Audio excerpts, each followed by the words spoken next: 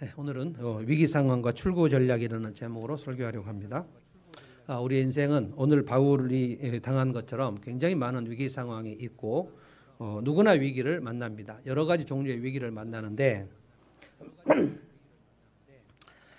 그런데 누구나가 출구 전략을 갖고 사는 것 같지 않습니다. 출구 전략이 없어서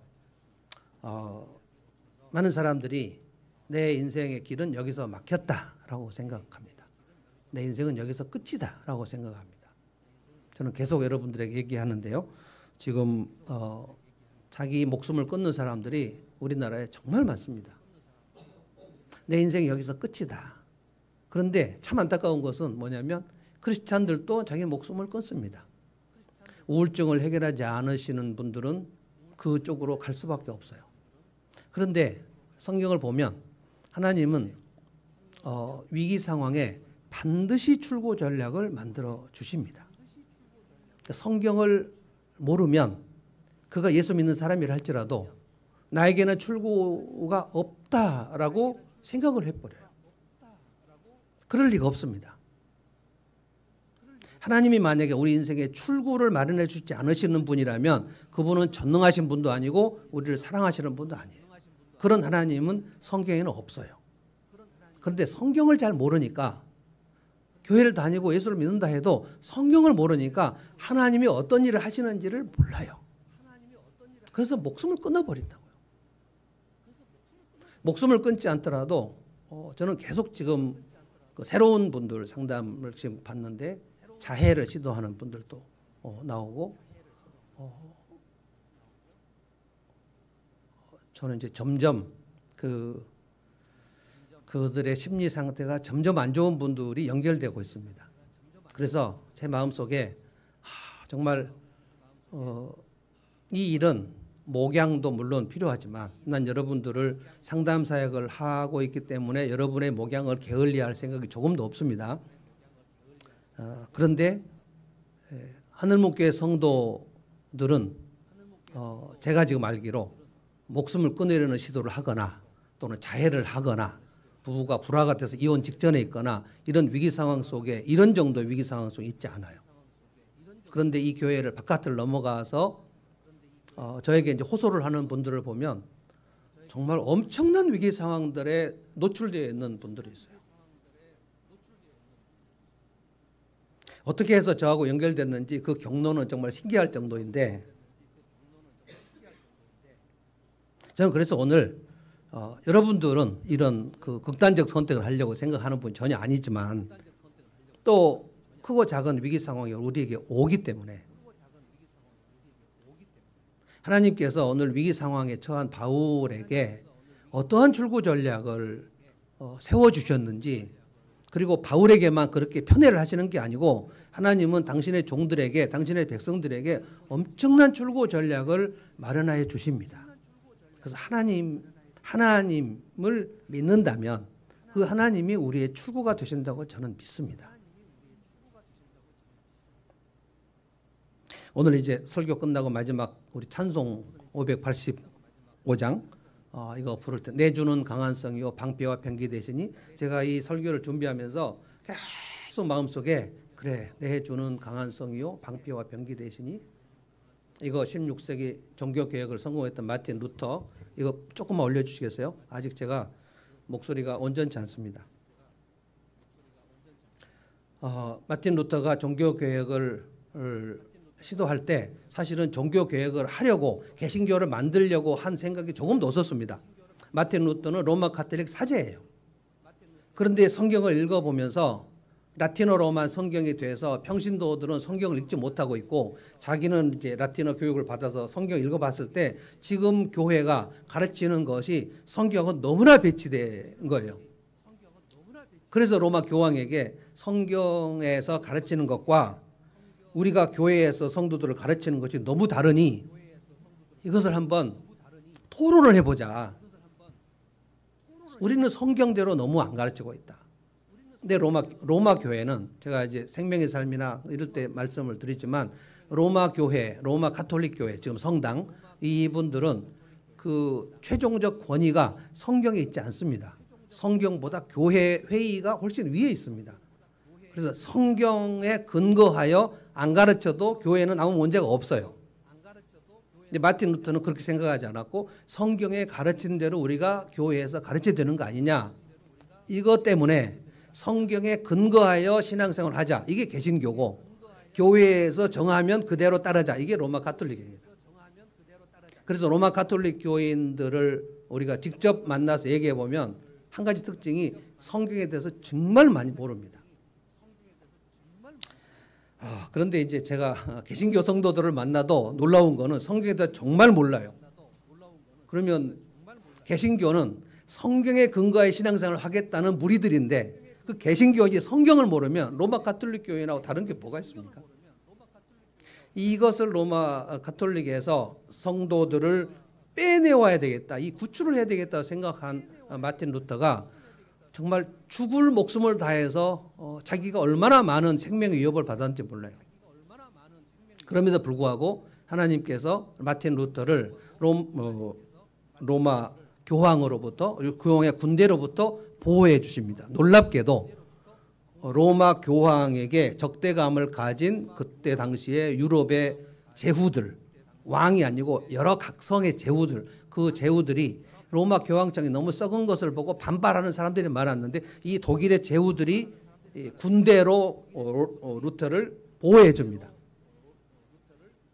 그래서 군대의 보호를 받고 그 로마 독일의 제후들의 보호를 받은 상태에서 루터가 독일어 성경을 번역하여 독일 전역으로 퍼뜨린 것이 종교개혁입니다. 그래서 평신도들이 자기 나라 말로 성경을 읽게 하자. 이것이 마틴 루터가 한 가장 큰 공헌이고 그래서 이제 프랑스 말로도 번역이 됐고 영국 말로도 번역이 되고 그래서 위클리프 같은 사람, 틴데일 같은 사람이 영어로 성경을 번역, 라틴어로 영어로 성경을 번역해요. 그래서 16세기는 모든 성도들에게 각각 자기 말로 성경을 읽게 하자. 이것이 정말 엄청난 주제였어요.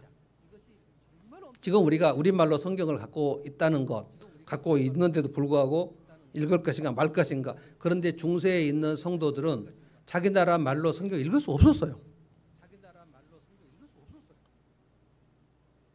그 마틴 루터가 이 찬송을 부를 때 내 주는 강한 성이요 방패와 병기에 되시 하나님이 나를 보호하셔서 내가 이 일을 성공하게 됐다. 오늘 바울도 마찬가지입니다. 바울을 지금 12절부터 여러분 읽어보면 나리센이 바울을 죽이려는 사람들, 바울을 죽이기 전에는 내가 밥도 입에 대지 않고 물도 입에 대지 않겠다고 맹세를 한 사람이 40명이 넘었다고 그랬어요. 반드시 바울을 죽이겠다는 거. 그래서 암살을 공모합니다. 그리고 사내들인에게 가가지고 사내들이 그 대제사장과 장로들에게 로마 총독에게 말해서 이 바울을 청문회를 해야 되겠다. 그러니까 바울을 호송을 해달라. 호송해서 오는 길에 40명이 매복을 해서 바울을 습격해서 죽이겠다는 거예요. 왜 이렇게 엄청난 미움을 받았는가? 바울은 유대인들에게 보면 완전 변절자입니다. 교회를 없애려는 대제사장의 공문을 받고 스데반을 죽일 때 청년 사울이 청년 대장이거든요. 예수 그리스도의 교회는 이단이다. 이단. 내일 모레 본문을 보면 유대인들이 바울을 그 총독 앞에 고발할 때 이 사람은 나사렛 예수라는 이름을 믿고 있는 신흥 종교 이단이다 그래요. 근데 바울은 본래 유대인들의 앞잡이에서 교회를 잔멸을 시키려는 멸절을 시키려는 우두머리 주동자였는데 어느 날 갑자기 유대인들이 보니까 알 수 없는 이유로 바울이 돼가지고 예수를 전파하는 사람이 되어버렸으니 이 배신감이 거기에 달하는 거예요. 이 이름을 처형해야 되겠다. 만약에 하나님께서 특별하신 간섭이 없었다면 오늘이나 내일 바울은 여기서 죽습니다. 이 위기 상황이에요. 저는 이렇게 영적으로 해석합니다. 항상 복음으로 살려고 하는 사람들은 마귀의 집중 대상이 됩니다. 어둠의 세력은 이 빛의 세력을 차단하기 위해서 필사적인 몸부림을 치거든요. 예수님이 태어날 때 마귀가 헤롯 왕을 시켜서 베들레헴의 2살 미만의 아기들을 다 죽여버리려고 그랬잖아요. 다 죽였잖아요. 근데 하나님께서 예수님을 이집트로 피신시키는 일이 나옵니다. 출애굽을 하려고 할 때, 하나님이 이스라엘을 출애굽시키려고 할 때 바로 왕이 히브리 남자아이들을 나일강으로 다 죽였잖아요. 그래서 우리가 예수 그리스도를 믿고 복음을 전하려고 할 때 엄청나게 많은 반대와 핍박이 있습니다. 예수를 믿는 신앙으로 인하여 누군가의 미움을 받는 일, 그것이 있는 것이 정상이에요.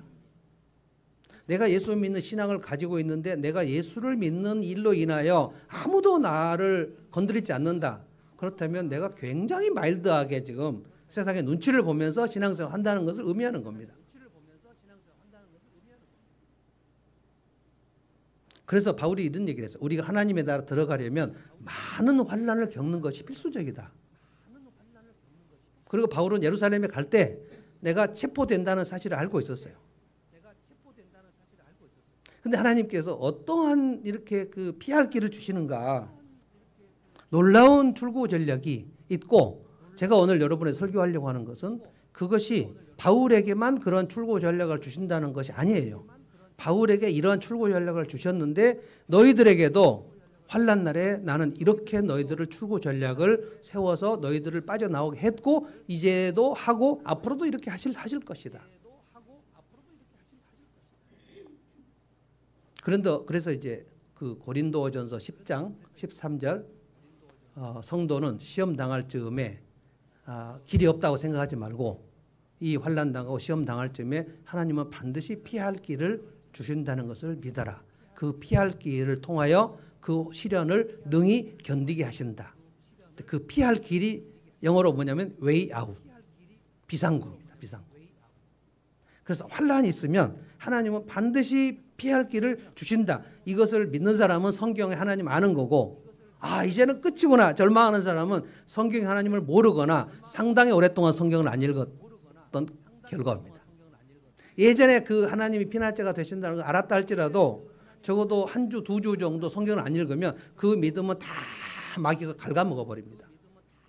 그래, 나는 여기서 혼자 완전히 고립되고 갇히고 절망이고 내 삶의 문은 닫혔고 나는 이제 끝이다 라는 생각을 마귀는 계속 주기 때문에,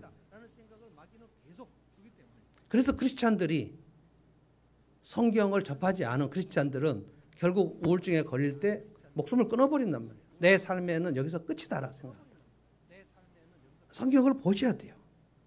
하나님이 오늘 여기서 어떻게 출구 전략을 쓰시는지 제가 2가지를 말씀드리겠는데, 하나는 바울에게 놀랍게도 그 위기 상황에 바울에게 호의를 가진 사람들을 붙이십니다. 호의를 베푸는 사람들 붙이세요. 대부분 로마 사람들입니다. 백부장, 천부장, 총독. 이들이 놀랍게도 바울을 호의하고 보호하려는 그런 친절함을 베풀어요. 우연히 그렇게 됐을까요? 하나님께서 마음을 움직이신다고 봅니다. 우리를 위기 상황에서 빠져나오게 하실 때 하나님이 직접 개입하시는 일은 거의 없고, 하나님은 누군가를 통해서 내 위기 상황에 반드시 필요한 누군가를 보내세요. 저의 지난달도 그랬고, 여러분이 지금 오늘 여기까지 있으려면 하나님이 그런 사람들을, 호의적인 사람들을 여러분에게 붙이지 않았다면 여기 앉아 있을 수가 없어요. 문제는 뭐냐면 하나님이 그렇게 호의적인 사람들을 보내셔서 내 위기에 하나님이 빠져나오게 하셨다는 것을 인지하지 못하는 게 문제예요. 하나님은 정말 많은 일을 하시는데 하나님이 하셨다고 생각하지 않아요. 어떻게 우연히 됐겠지라고 생각해요. 그게 불신입니다. 하나님이 하셨지라고 생각이 되지 않고 어떻게 하다가 일이 그렇게 됐겠지, 그럴 리가 없어요. 호의적인 사람을 붙이시고요. 또 하나는, 제가 이번 설교를 준비하면서 제가 무릎을 쳤는데 이거구나. 하나님이 이미 우리에게 선천적으로 주신 은사를 활용하게 하십니다. 그래서 내게 주신 은사를 잘 깨닫지 못하면 위기 상황에서 나올 수 없어요. 호의와 은사, 이 2개를 지금 설교하겠습니다. 첫 번째, 하나님께서 내 인생 위기에 나에게 호의를 보여준 사람들, 그들을 통해서 빠져나오게 하셨다는 거예요. 오늘 12절 상황 한번 읽어볼까요? 이 엄청난 정말 살벌하고 좀 놀라운 상황인데 12절과 13절 다 같이 한번 읽어봅시다. 시작. 날이 새니 유대 사람들이 모의하여 바울을 죽이기 전에는 먹지도 마시지도 않겠다고 맹세하였다. 이 모의에 가담한 사람은 40명이 넘었다. 몇 명이에요? 40명입니다. 40명. 이 사람들의 명단이 나오지 않았는데 제가 봤을 때 이 40명 중에는 바울과 같이, 바울이 가말리엘의 그 문화생이거든요. 가말리엘의 당대 최고 율법사인데 그때 어려서부터 가말리엘의 문화에서 수강을 했던, 수료했던 바울의 동기생들, 친구들일 가능성이 많습니다. 바울과 아주 가까운 사람들인데 바울이 이들로 보면 바울이 갑자기 변절을 해버렸기 때문에 이 배신감이 극도로 달하기 때문에 바울을 죽이지 않고는 내가 밥을 먹지 않겠다 하는 거예요. 엄청난 위기 상황입니다. 그러니까 바울을 죽인다. 이게 마귀가 바울을 여기서 죽이려고 그래요. 왜냐하면 바울을 통해서 이방인들에게 복음을 전하고 바울을 통해서 로마 황제에게 복음을 전하는 하나님의 계획을 차단하려는 거예요. 나를 통해서 하나님이 복음을 전하게 하시려는 계획을 나도 모르게 마귀가 나를 차단해요. 그래서 내 믿음을 쉽게 만들어요. 내게 살 소망이 끊어지게 만들어요. 내가 절망적인 상황 속으로 가게 만들어요. 왜? 나를 통해서 복음을 전해지면 안 되니까. 그래서 나를 통해서 복음이 안 전해지는 거예요. 저는 흑암의 세력이 이 바울을 죽이겠다는 40명 속에 그 마음 속에 다 들어가서 완전히 그 마음을 충동했다고 봅니다. 어떻게 이런 결단을 40명이, 여러분 인생에 이런 경우가 있나요? 나를 죽이려고 하는 사람이, 나하고 가장 많이 알고 있는 사람이 40명이 넘는 상황 속에 여러분이 빠져본 적이 있나요?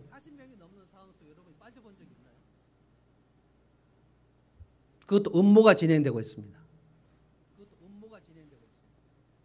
이 사람들이 가말리엘 문화에서 자라났던 사람들이기 때문에 굉장히 열심히 있고 청년들인데 이들이 자기들 두목 사내들이 가서 대제사장과 장로들에게 이 얘기를 하면서 뭐라고 얘기하냐면 우리 청년들은 로마 총독이나 천부장을 만날 수 없으니까 당신들이 가서 총독에게 가서 바울을 청문회를 좀 해야 되겠는데 우리 교리 문제가 청문회를 해야 되겠으니까 바울 호송해서 우리 앞으로 좀 데려다 달라. 사내들이 있는 공회 앞에서 우리가 좀 청문회를 하고 싶다라고 대제사장에 가서 말하라는 거예요.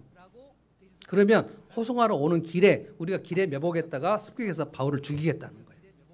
사내들이니 이 얘기를 듣고 그렇게 하자. 이 사내들이니 지금 몇 달 전에 로마 총독 빌라도를 충동해가지고 예수를 죽인 자들입니다. 예수를 죽여 없앤 자들. 그런데 예수의 제자들이 다시 예수의 이름을 전파하니까 이 예수의 이름을 전파하지 못하게 아주 사슬을 끊어버리는 게 사내들이에요. 마귀는 한 번도 계획을 수정한 적이 없습니다. 나로부터 복음을 증거하지 못하도록 하는 계획을 마귀는 수정한 적이 없어요. 그 계획이 식어진 적이 없어요. 우리가 복음을 전하는 그 열정이 식어진 적은 많지만 마귀는 우리로부터 복음이 전달되는 걸 차단하려는 열정이 식어진 적이 없어요.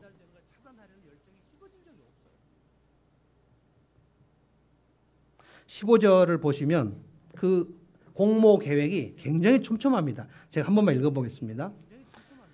그러니 이제 여러분은 의회와 짜고, 이게 사내들을 얘기하는 거예요. 바울에 관한 일을 좀 정확하게 알아보려는 척하면서 이게 청문회를 열겠다 이거예요. 천부장에 청원하여 바울을 여러분 앞에 끌어내오게 하십시오. 우리는 그가 이곳에 이르기 전에 그를 죽여버릴 준비를 다 해놓았습니다.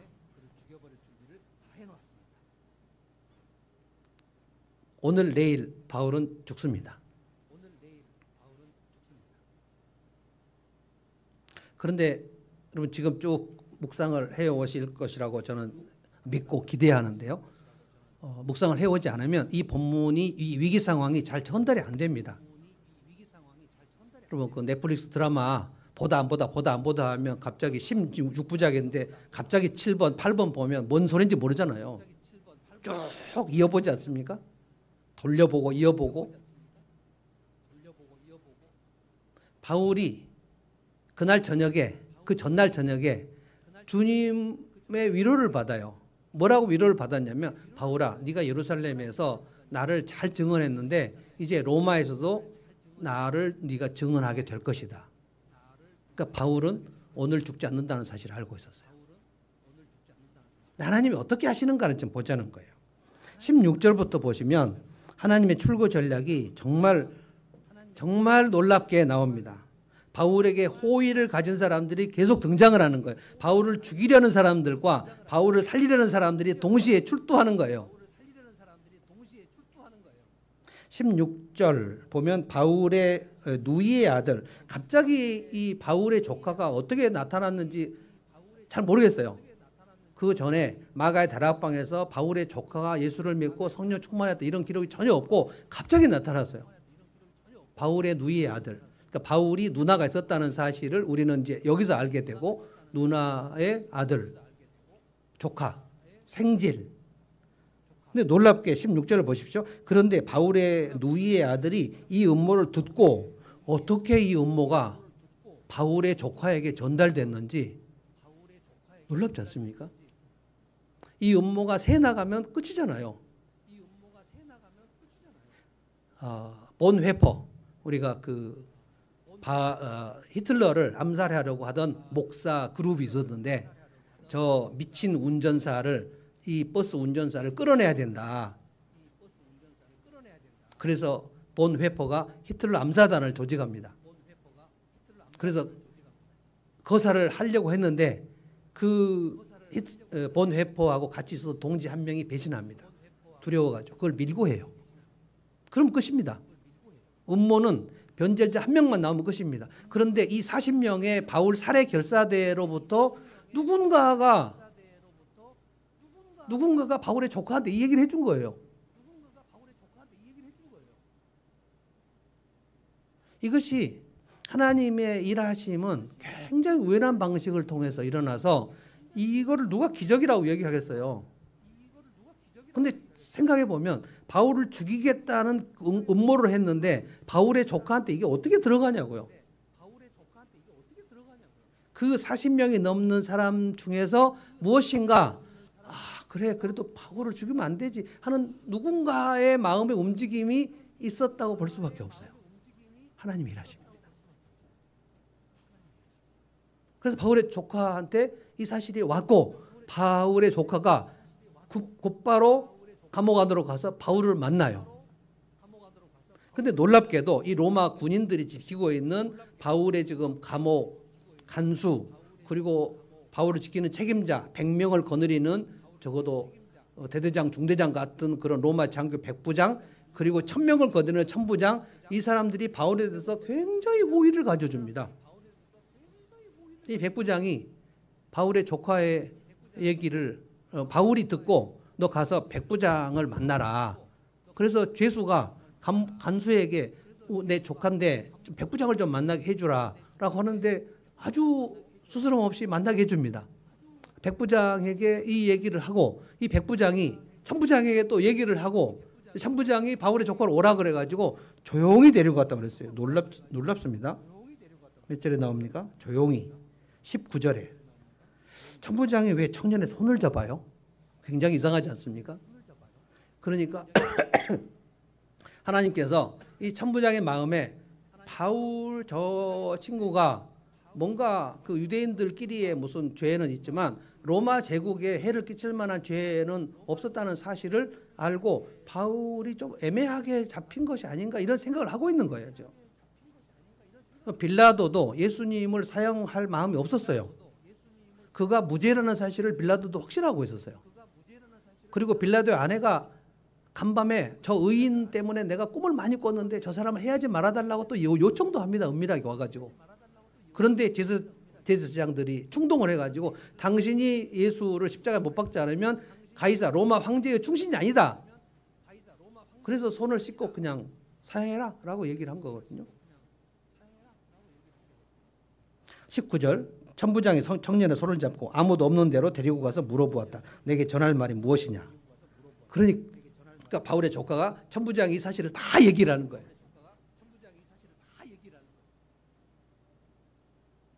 하나님께서 우리 인생의 위기 상황에서 우리를 빠져나오게 하시려고 작정하시면 그 방법은 수백 가지도 넘습니다. 하나님은 아무것도 없는 곳에서 모든 것을 있게 하시는 분이에요. 천지를 창조하신 분이에요. 그분이 우리 아버지예요. 우리 아버지가 내 위기 상황에서 아버지 하나님 도와주십시오 라고 하는데 모른 척 눈 감고 있다? 난 너를 모르겠다? 말이 됩니까 그게? 근데 그 하나님을 잘 모르면 위기 상황에서 내가 하나님께 부르짖어야 된다는 사실, 그 부르짖을 때 하나님이 가만히 있어도 그냥 건지실 때도 있지만 부르짖으라 그랬잖아요. 부르짖으면 내가 건지리라. 네가 알지 못하는 크고 비밀한 일이 너에게 있을 것이다. 부르짖으면 그렇게 하겠다는 거예요. 그래서 예수를 믿고 위기 상황에 있는데 부르짖지 않는 사람은 바보예요. 내게 수백 가지가 넘는 출구 전략을 하나님께서 부어줄 수 있는데 그것을 거절하는 거예요. 나는 위기 상황인데 하나님이 되게 무능하게 여겨지는 거예요. 그럼 믿음이 적어지는 것은 뭐냐면 하나님이 굉장히 보잘것없이 보이는 겁니다. 그러니까 예배를 드릴 때 하나님이 엄청나신 분으로 여겨지면 그 예배를 빠지거나 늦을 수가 없어요. 그러니까 믿음이 적어지면 하나님이 아주 뭐 그냥 우리 할아버지처럼 근데 다 힘이 없는 할아버지 찾아뵈면 그분이 좀 위로를 받지만 내가 안 찾아뵈도 바쁜데 뭐 그 할아버지를 꼭 찾아보거나 해도 되나?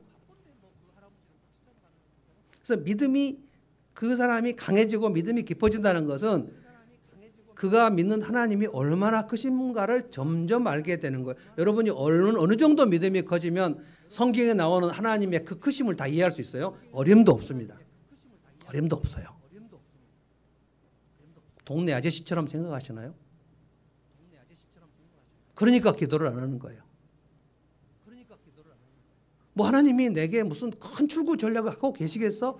회 목사는 자꾸 얘기하지만 그럴 리가 없지. 그냥 내가 열심히 일을 해가지고 내가 빠져나갈 출구 전략을 만들어야지. 하나님이 출구가 되신다. 그거 그냥 설교 때 하는 거야.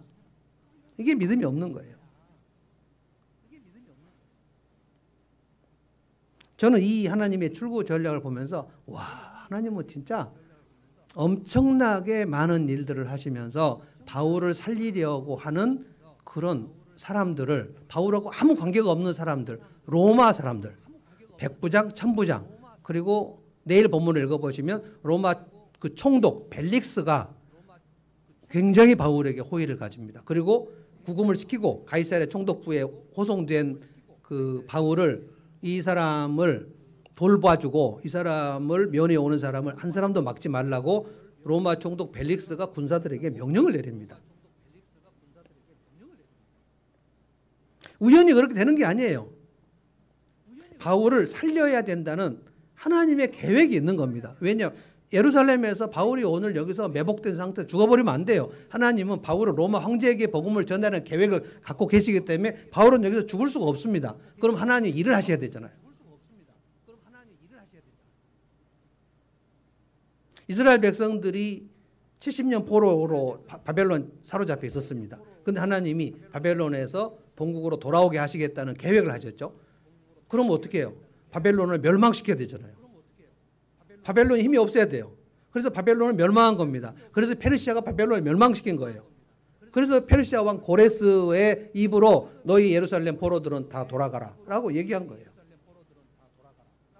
하나님은 왕들의 입을 통해서도 우리에게 출구 전략, 호의를 베푸세요. 그래서 여러분 지난달에 내가 어려움에 빠졌을 때 저는 여러분이 어느 정도의 어려움에 빠졌는데 대강 다 이제 알기 때문에 그때 하나님께서 어떤 사람들을 통해서 여러분에게 호의를 베푸셔서 여러분의 그 어려움과 위기와 역경에서 빠져나오게 하셨는지를 되돌아보셔야 돼요. 엄청나게 많습니다. 사울이 다윗을 죽이려고 하던 시절에 다윗이 골리앗을 무찌르고 난 다음에 곧바로 사울의 호위 대장이 됐는데 사울이 다윗을 보면서 시기가 일어났잖아요. 그래서 저놈을 죽이지 않으면 내 왕자가 위태롭겠다. 그래서 창으로 던졌잖아요. 다윗이 피했습니다. 2번 던졌어요. 사울이 엄청나게 큰 거구죠. 근데 창으로 던졌는데 사울이 용사예요. 다윗이 피했습니다. 그래서 사울은 그때 군사들을 풀면 다윗은 꼼짝없이 죽습니다. 그런데 그때 하나님께서 다윗에게 엄청나게 호의를 가진 사람이 나타나게 하시는데 사울이 아들이에요. 사울의 아들 요나단이 다윗을 피신시켜 줍니다. 아버지 왜 자꾸 다윗을 자꾸 적대감을 가지십니까? 그래서 아버지하고 아들하고 다윗 때문에 대판 싸웁니다. 아버지 사울이 요나단을 엄청 이 폐역무도한 계집종의 자식아 다윗을 죽이지 않으면 네가 죽는 것을 모르냐? 요나단이 조심히 가가지고 우리 아버지 사울이 너 죽이려고 하는 의도가 명백하다. 너 도망가라. 그래서 요나단을 통해서 다윗이 빠져나갑니다. 추구 전략. 하나님은 우리를 살리시려고 우리 인생에 호의적인 사람들을 여기저기 배치하신다. 요셉이 형들의 미움을 받아서 완전히 인생이 망한 겁니다. 빨가벗겨져 가지고 외국 이집트의 노예로 팔려가 버렸는데 그래서 시기가 무서운 거예요. 시기. 사울도 다윗을 시기했고요. 요셉의 형들도 요셉을 시기했고요. 그래서 우리가 살면서 시기를 당하는 경우가 되게 많아요. 도대체 왜 저 사람이 나를 이렇게 견제하고 미워하는 이유를 알 수 없어요. 내가 뭘 잘못했나? 잘못하면 고치면 되는데 잘하고 잘못하고의 문제가 아닙니다. 시기는 제가 설명했나요? 저 사람이 갖고 있는 거 본래 내 것이야 라는 확신입니다. 그래서 엄청 억울해요. 내가 가지고 있는 것을 저 사람이 원래 내 건데 네가 가지고 있어. 그걸 뺏어야 되는 거예요. 가인이 이 아벨을 시기해서 생명을 빼앗았습니다. 네가 하나님께 그 예배를 받고 하나님의 칭찬을 받는 그거는 원래 내 거였어. 말도 안 되는 거예요. 시기는 그가 가진 것을 원래 내 것이었다고 생각하는 증상이에요. 그래서 직장 생활에는 시기가 많습니다. 우리 팀과 다른 팀 안에서 나와 내가 조금 잘해서 칭찬받거나 상 받거나 그러면 그 옆에 있는 사람이 견딜 수가 없어요. 내가 받아야 할 상은 저놈이 받았다는 거예요. 그러면 음으로 양으로 엄청 괴롭힙니다. 저도 목사들 사이에서 엄청 많이 당해봤어요. 이유를 알 수 없어요. 그런데 하나님께서 그렇게 애굽의 10대 청소년으로 팔려버린 노예에게 가장 호의를 베푼 사람이 누구냐면 주인 보디발입니다. 보디발이 요셉을 정말 눈여겨보고 정말 예뻐해 줍니다. 물론 요셉이 잘한 것도 있겠지만 그 수많은 노예들이 성실하게 사는 노예들이 없어서 갑자기 요셉만 성실했을까요? 정말 충직한 노예들도 많이 있었는데 하나님께서 요셉에게 호의를 갖도록 마음을 움직이시죠. 바울의 조카, 이 조카가 목숨 걸고 천부장을 만나지 않습니까? 연락책. 내가 아플 때 찾아와서 이 사람이 아프구나, 아픈데 병원 가야 돼 라고 얘기하는 사람, 바울의 조카 같은 사람들. 제가 이 설교를 준비하면서 나한테 천부장 같은 사람은 누구였나 보니까 저의 담임 목사님 여러분들 중에서 나를 유일하게 인정해주고 칭찬해준 김북경 목사님. 지난번에 송기동 목사님도 김북경 목사님 얘기했잖아요. 너무너무 생각나요. 30대 중반인 나를 50대 후반인 목사님이 그렇게 이뻐해 주셨어요. 교회에서 쫓겨났는데 우리 교회 와서 배 목사 찬양회도 잘한 것 같으니까 우리 교회 부활절 수양회 와서 찬양회도 해달라고. 남의 교회 갑자기 부름 받아가지고 갔는데 부활절 수양회 끝나고 났더니 우리 교회 중등부 고등부가 있는데 실제로 하나로 합쳐져 있는데 지금 중등부 전도사가 있는데 고등부를 띄어서 할 테니까 배 목사가 고등부를 맡아달라는 거예요. 다 해서 20명도 안 돼요. 20명이 안 되는 중고등부 하나로 되어 있는 것을 띄어가지고 저를 사례를 주면서 교역자로 만들려면 김복교 목사님이 저를 굉장히 호의를 가져야 돼요. 당회를 설득하기가 좀 어렵지 않았을까 생각이 들 정도입니다. 그리고 IMF가 오니까 우리가 집세를 못 내니까 목사님이 목적 헌금으로 한 달에 200파운드씩 헌금해서 배 목사님 집세. 그래서 우리 돌아올 때까지 200파운드씩 매달 받고. 그런데 바울의 조카 같은 사람이 누군가 했더니 제 친구인 김영수 목사님. 이 설교 준비하면 생각났어요. 제가 2017년에 우리 교회가 여기 이쪽으로 올 때 지금 17년 가을. 근데 그 여름에 김영수 목사님이 이제 상담 심리를 공부를 했는데 계속 저한테 강혜정 교수님 얘기하는 거예요. 근데 배 목사 상담 심리 정말 관심 많은데 전공을 해라. 내가 해보니까 너무 정말 탐복할 만한 교수님이다.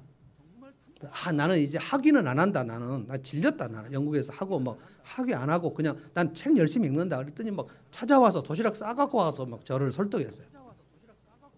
그리고 이제 제가 알고 있는 박은정 교수가 거기 있는데 거기한테 가서 그래서 김영수 목사하고 나하고 제 아내하고 박은정 교수하고 넷이 밥을 먹는 자리까지 김영수 목사님이 나를 인도를 해가지고 그래서 박은정 교수가 거기서 목사님 영국에서 학위 못한 거 외신해서 끝내야 된다. 박사 학위 해야 된다. 그래서 막 저를 강제로 몰아붙여가지고 실천신학으로 몰아붙였는데 나는 상담심리를 공부하고 싶은데 박사학위 실천신학 박사학위로 들어가라는 거예요. 그래서 제가 등록을 했습니다. 석박 통합으로 등록을 했다가 한 학기 하니까 아닌 것 같아요.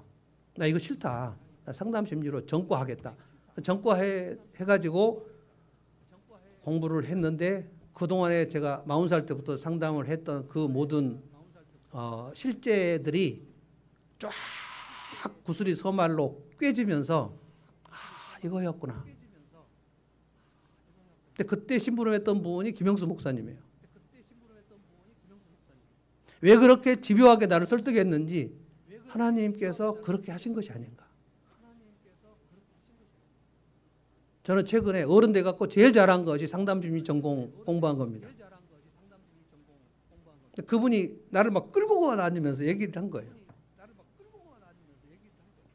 지금 생각해 보니까 밥을 한 번 더 사줘야 되겠다 생각이 듭니다.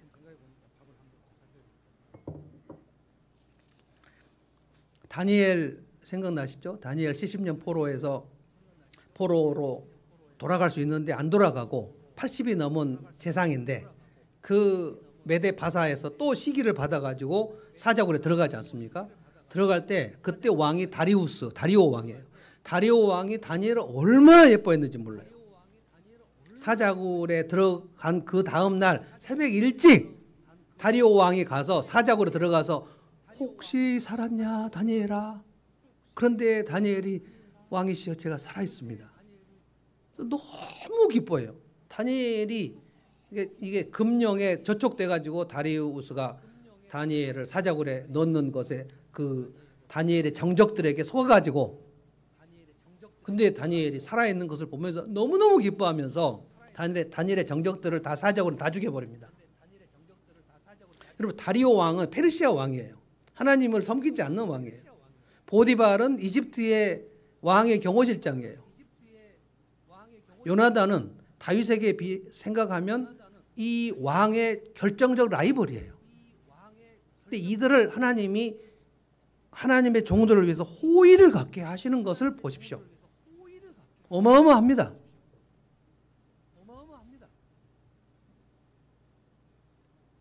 난 여러분의 인생에도 지난달에 바울의 조카 같은 사람, 저에게 김영수 목사님 같은 그런 집요하게 나를 예수 믿게 해주려고 애를 쓴 사람, 집요하게 나를 밥을 먹이려고 애를 쓴 사람, 집요하게 나를 위로해 주려고 도대체 왜 이분이 이렇게까지 나를 잘해주는가 생각이 납득이 안 될 정도로 나에게 호의를 가진 사람들이 분명히 있을 거예요.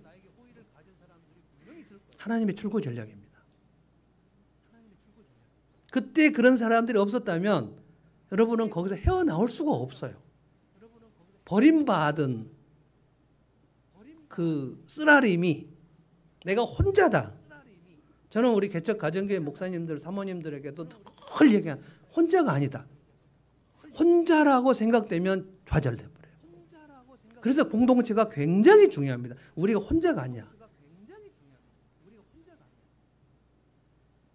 I'm alone.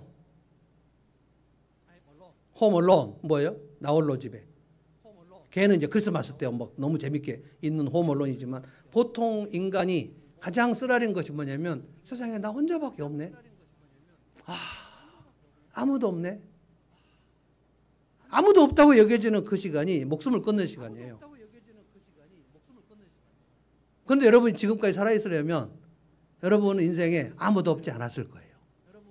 누군가가 계속 이끌어주고 누군가가 계속 어루만져주고 도대체 왜 이 사람이 이렇게 나한테 잘해주는가 이유를 알 수 없었지만 오늘 이 말씀을 보면 바울의 조카, 백부장, 천부장, 총독 이 사람들이 다 바울을 이유 없이 너무 놀랍게 호의를 베푼단 말이에요. 어느 정도 호의를 베풉니까? 천부장이 23절을 보십시오. 천부장이 백부장 두 사람을 불러서 명령하였다. 오늘 밤 9시에 그러니까 내일 바울이 호송되다가 습격당하면 매복당해 죽으니까 그날 저녁에 명령을 내립니다. 오늘 밤 9시에 총독부가 있는 가이사랴로 바울을 호송한다. 그런데 군대가 몇 명 동원되는지 보십시오. 23절 오늘 밤 9시에 가이사랴를 출발할 수 있도록 가이사랴가 총독부가 있는 곳입니다. 보병 200명, 기병 70명, 장병 200명. 몇 명입니까? 신임이 몇 명이야? 470명. 여러분 유대인 죄수 한 사람을 위해서 470명을 가이사랴로 오늘 밤에 호송하는데 바울이 탈 마차까지 준비해줬다고 그랬어요. 이게 가능한 일입니까 이게? 죄수 한 사람을 위해서 로마 군인 470명을 동원한다? 얼마나 바울을 살리시는 하나님의 출구 전략이 엄청나게 가동되는 것을 아시겠어요?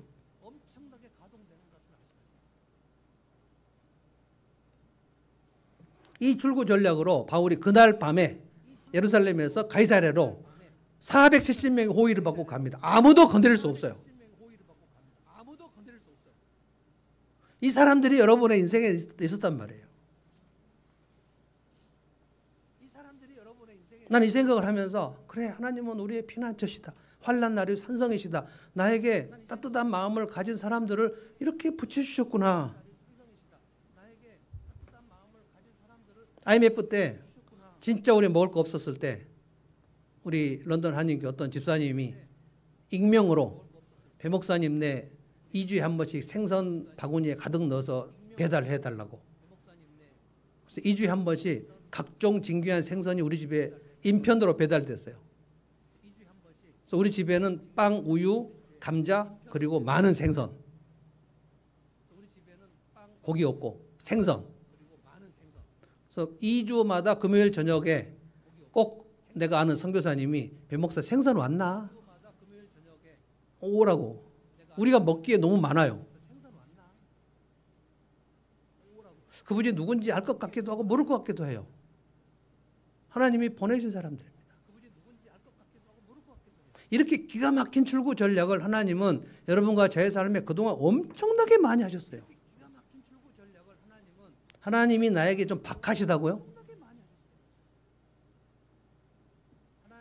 저에게 최근에 지난주에 오신 40대 집사님, 여자 집사님 한 분이 하나님은 나한테 왜 그렇게 가혹하게 하셨을까요? 하고 펑펑 울더라고요. 제가 들어보면 진짜 가혹하셨다고 생각될 만큼 충분합니다. 충분해요. 그럼에도 불구하고 그분이 저한테까지 연결이 됐다. 누군가가 정말 따뜻한 호의를 가지고 그분하고 저하고 절대로 만날 수 없는 사이예요. 알 수가 없어요. 근데 그분이 잘 알고 제가 잘 아는 분이 연결해 갖고 저에게 오셨어요. 저 서울 북쪽에 사세요. 버스 타고 오셨더라고요. 여기까지. 얼마나 급한지 가능하면 빨리 만나고 싶다.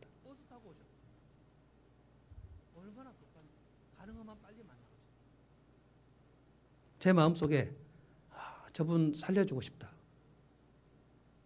하나님은 저에게 그분을 향한 그 호의를 갖게 하시는 거예요. 또 하나 출구 전략 말씀드립니다. 27절.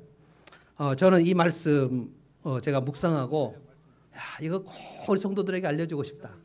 27절 다 같이 한번 읽어보겠습니다. 27절입니다. 시작. 이 사람은 유대 사람들에게 붙잡혀서 죽임당할 뻔하였습니다. 그런데 나는 그가 로마 시민인 것을 알고 군대를 거느리고 가서 구해냈습니다. 지금 천부장이 총독에게 보내는 보고서 양식 속에 있는 내용인데 내가 이 사람이 유대 사람인데 로마 시민인 것을 알고 군대를 거느리고 와서 그를 구해냈다는 거예요. 나 잘했죠? 지금 이 얘기를 하는 거예요. 지금. 핵심이 뭐냐면 로마 시민이었다는 거예요. 바울이 가는 데마다 위험할 때마다 내가 로마 시민입니다. 이 얘기를 합니다.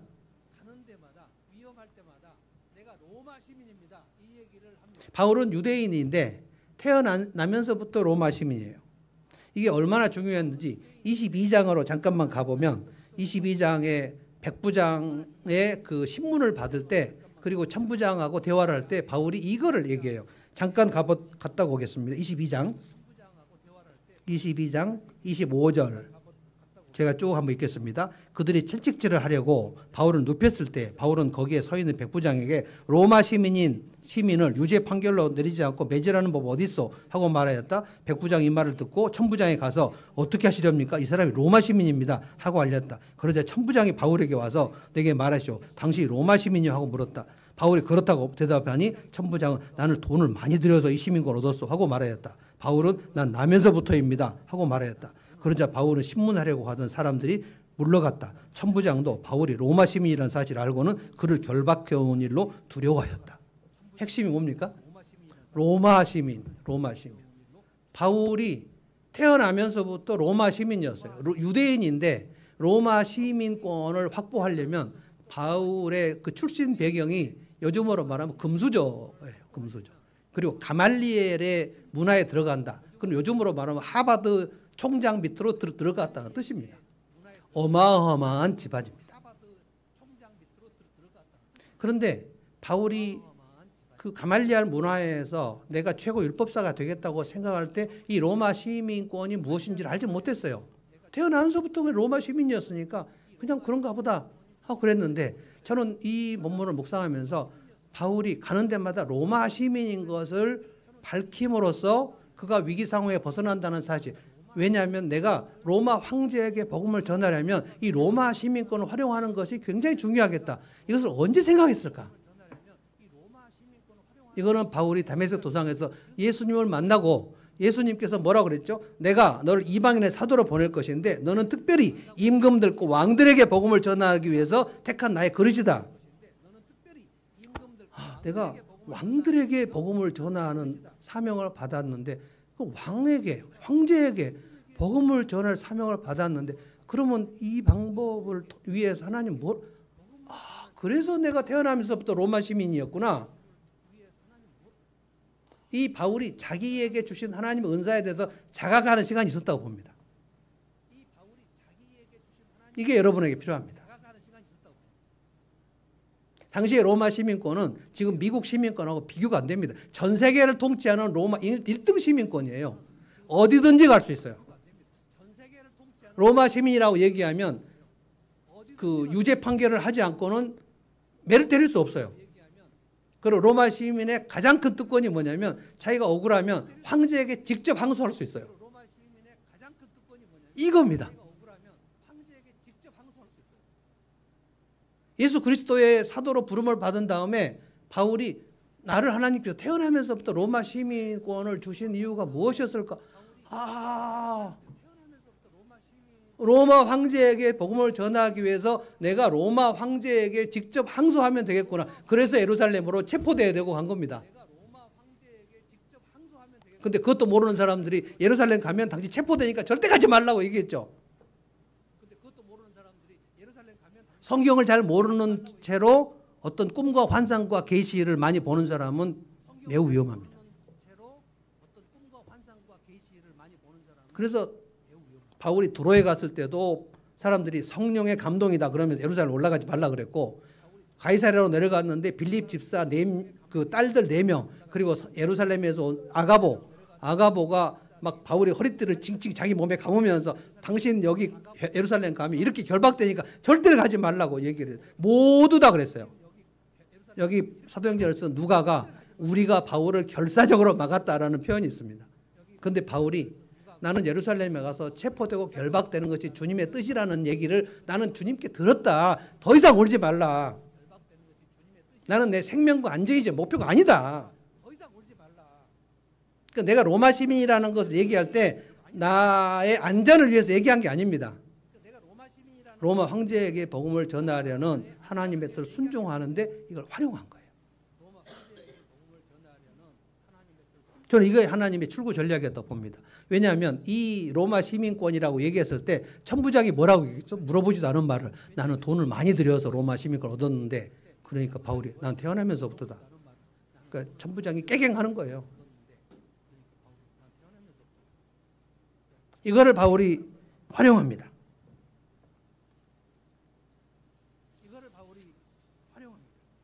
하나님께서 모세를 80세에 부르셨는데 모세를 태어나면서부터 바로의 왕궁으로 집어넣습니다. 지난 누가 전현식 목사님이 설교를 너무 잘하더라고요.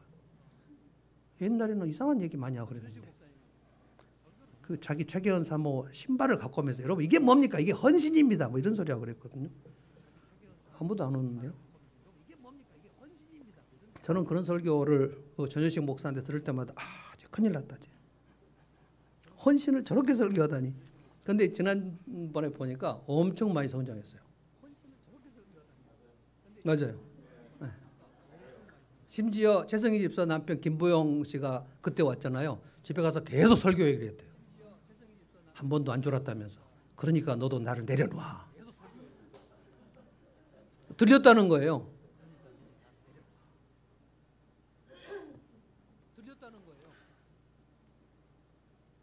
모세를 하나님께서 80세에 부르실 때 그 하나님께서 출애굽 사역을 해서 이제 그 200만이나 되는 백성들을 다스리고 인도하고 할 때 40년간 왕궁에서 통치술을 가르쳐요. 40년간. 40세 때가 될 때까지 모세는 바로의 공주의 딸, 왕자의 신분입니다. 하나님이 출애굽 사역을 위해서 40년간 왕궁에서 이집트의 모든 학문과 기술과 통치술을 익히게 하십니다. 그런데 80세가 됐을 때 부르셨을 때 모세가 하나님께서 나를 40년 동안 왕궁의 모든 기술을 익히셨다는 사실을 자각을 했나요? 못했습니다. 주님 저는 태어나면서부터 말을 못합니다. 저는 아닙니다. 주님. 아니 태어날 때 출애굽을 위해서 태어나게 하신 하나님의 뜻을 자기가 80세가 돼가지고 저는 아닙니다. 다른 사람을 보내시죠. 다른 사람 누가 있어요? 모세밖에 없는데. 하나님의 뜻을 자각을 못하고 있었단 말이에요. 하나님께서 뭐라고 하시죠? 모세야 네 손에 있는 게 뭐냐? 모세가 맨날 그 양칠 때 갖고 다니던 지팡이. 뭐 손에요? 손에 지팡이. 내 손에 있는 지팡이. 하나님께서 모세야 네가 모든 출애굽 사역을 할 때 그 지팡이를 통해서 엄청난 일을 할 것이다. 나중에 홍해바다 앞에 있을 때 하나님 뭐라고 그랬죠? 네 지팡이 내밀어라. 그가 80세에 부름받을 때 얼마 후에 내가 이 지팡이로 바다가 갈라질 것이라고 상상을 못했어요. 여러분 내게 하나님께서 주신 은사를 가지고 사람들을 엄청 많이 회복시킬 것이라고 상상을 못합니다. 저는 이 본문을 읽으면서 이게 내가 사람의 마음을 읽는 그 은사를 하나님이 내게 주셨는데 이제 내가 이걸로 사람들을 살리는구나. 여러분 놀라시겠지만 저는 대학생 때부터 상담을 했습니다. 그것도 1년 선배도 상담했어요. 1년 선배, 여자 선배. 과학 암흑에. 제가 막 그때 CCC 간사가 이제 간사도 아니죠. CCC에 막 이제 거듭나가지고 이제 순장 2학년이 되면 소순장이 돼요. 소순장이 1학년을 이제 목양을 합니다. 말도 안 되는 거예요. 2학년, 1학년을 어떻게 목양을 합니까? 근데 막 시켜요. 근데 일단 2학년이 돼 순장이 되면 내가 1학년 이 사람이 약간 이렇게 아들, 딸 같은 느낌이 들어요. 그래서 목양을 합니다. 사실 말이 안 되지만 해요. 그런데 그때도 저는 합창단의 그 교회 학교 합창단, 교목실 이 사람들 중에 그 뭐 대학생이면 다 인생에 문제가 있고 나도 문제가 많은데 그때도 상담했어요. 어줍지 않게. 그래서 뭐 이렇게 하는 게 맞다고 얘기하면 또 선배가 고개를 끄덕이고. 그리고 실제로 상담한 건 40살 때부터 했는데 지금 제가 60이 넘어서 50대 후반에 제가 공부를 하고 지금 상담을 할 때 하나님이 내게 선천적으로 사람의 마음을 보는 은사를 주셨구나. 저는 길로는 정말 어두웠고 보이지 않는 마음길은 정말 밝은 것 같아요. 하나님께서 다윗에게는 뭘 주셨냐면 물맷돌 주셨어요. 물맷돌. 그래서 골리앗 앞에서 다윗이 뭐라 그랬습니까? 너는 칼과 창과 단창으로 나오지만 나는 칼과 창과 단창이 없다. 그런데 내게 있는 여호와 이름으로 나간다. 그래서 이 여호와 이름으로 물맷돌을 던졌는데 딱 박혀서 떨어져 버리지 않았습니까? 하나님은 다윗에게는 물맷돌, 모세에게는 지팡이 이런 거 다 주십니다. 요셉에게는 뭘 주셨죠? 꿈 해몽. 다니엘에게도 꿈 해몽. 그래서 그 꿈 해몽을 애굽왕 바로 앞에서 해가지고 자기 민족을 다 살리는데 사용합니다. 다니엘도 느부갓네살 앞에서 꿈을 해몽해가지고 자기도 죽지 않고 사람들도 안 죽게 다 하나님께 출구 전략. 에스더는 뭘 했습니까? 에스더는 하나님이 나에게 주신 왕비의 직책을 활용해서 하만에게 몰살당하려고 했던 이스라엘 백성을 다 구원합니다. 여러분 생각을 해보십시오. 하나님께서 여러분에게 많은 사람들을 살리게 하시려고 여러분 속에 이미 선천적으로 주신 은사들이 있어요. 얼마나 하나님이 요긴하게 쓰시려고 주셨는데 모를 수도 있습니다. 모세는 자기 지팡이로 엄청 많은 일을 할 것을 몰랐습니다. 아마 물맷돌 다윗도 수없이 던졌겠지만 그걸로 골리앗을 무너뜨릴 것이라고 10대 때 생각을 못했을 거예요. 저도 못했습니다. 나는 왜 이렇게 마음이 아플까? 청소년 시절에 너무너무 마음이 아팠어요. 왜 이렇게 우울하지? 왜 이렇게 공부하기 싫지? 도대체 사람의 어른들의 마음은 왜 이렇게 이중적인 것인가? 저 가식은 무엇인가? 너무너무 고통스러웠어요. 그리고 이제 다 공부하고 나니까 이게 나르시시즘이었구나. 소시오패스의 생각들은 이런 것이구나. 가스라이팅은 이런 것이구나. 지금도 가스라이팅 희생당한 사람들, 뭐 최근에 목사님 한 분이 지금 저하고 사는데 그 위에 있는 목사님의 가스라이팅을 받아가지고 우울증, 공황장애, 강박장애, 탈진 4가지가 동시에 와버렸어요. 너무너무 많은 사람들이 가스라이팅을 당합니다. 지금. 그럼 뉴스 보시죠? 어떤 목사님 제자 훈련한다고 자기 제자 훈련반 성도를 똥 먹였잖아요. 똥 먹었잖아요. 너희들끼리 서로 회개해야 되니까 서로 치고 받고 때리라 그래서 막 목사 앞에서 서로 때리게 하잖아요. 그 여자 목사. 이런 분들이 지금도 엄청나게 맛이 달리고 있습니다. 오늘 제가 여러분에게 이 2가지를 말씀드렸는데 하나는 호의를 베풀어 준 사람들이 하나님이 내 인생에서 위기 상황의 출구 전략이었구나. 이거 생각해 보니까 감사가 새록새록 나와요.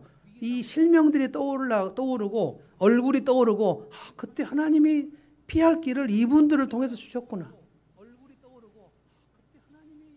2018년에 제가 가장 우울했을 때 여기서 막 집단으로 떠나갔을 때 저하고 그렇게 친하지 않은 목사님들이 찾아와서 밥 사주고 흰 봉투 주고 요즘에는 주는 사람이 없지만 그때 왜 그렇게 많은 사람들이 와가지고 김인기 목사님 기억나십니까? 김인기 목사님이 미국에 있는 가정교회 목사님인데 배 목사 만나야 되겠다고 생각해가지고 천불을 재정부에서 받아가지고 하고 저에게 주고 자기가 한국 갈 때 재정부에 돈을 탄 적이 한 번도 없었는데 이번에는 천불을 달라 그래가 갖고 왔다 그러면 저한테 100만 원을 줬어요.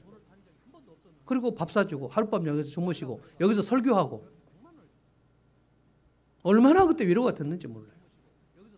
하나님은 이런 일들을 지금도 굉장히 많이 하십니다.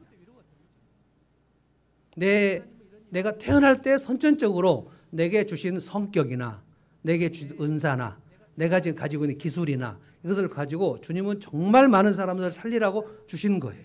모세의 지팡이, 바다가 열리고 물맷돌, 골리앗이 쓰러지고